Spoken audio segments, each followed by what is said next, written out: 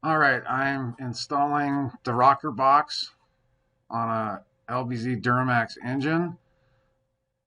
You can see that I've put a new gasket on it. I've cleaned the rocker box, the head surfaces, all the holes out, make sure there's no dirt in them, no water, oil, any of that kind of stuff. Then you'll notice there's 4 bolts that go down the center. There's going to be 1 bolt on either end of the cover. And then there's going to be 5 bolts across the top and 5 across the bottom. This is kind of unique compared to some other engines where the injectors are actually installed on the outside of the rocker box. Makes them a lot easier to change than some others. Once I get all of these started, that's going to make your life a lot easier. Then we'll go ahead and torque the bolts and be done. Okay, I'm showing the passenger side, but the driver's side torque is the same. Basically, you're going to torque them to 89 inch-pounds, and you're going to start with the center 4 bolts, and then you're going to start in the center on the outside and work your way back and forth on either side, so you get kind of a circular event, or another way of looking at that is from inside out.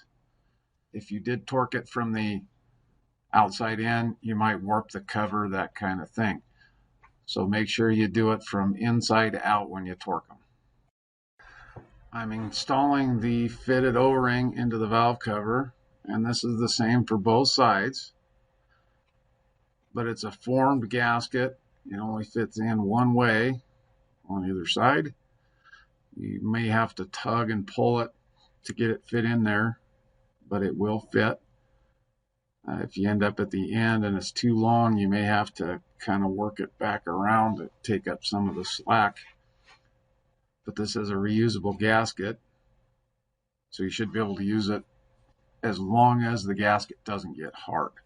When it gets hard, it needs replaced.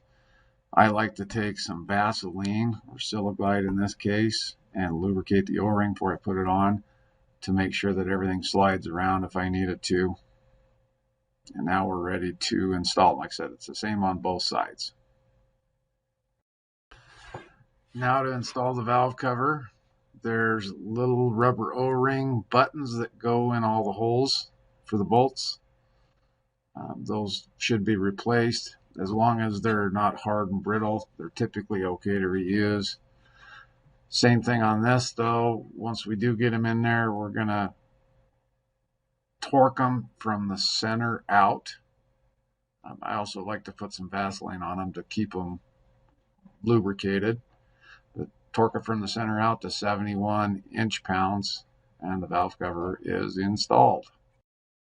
Don't forget to put these little buttons in there. It's for the injector hold down. Otherwise, the hold down would push through the cover. I like to put a little lube on it just to hold them in there.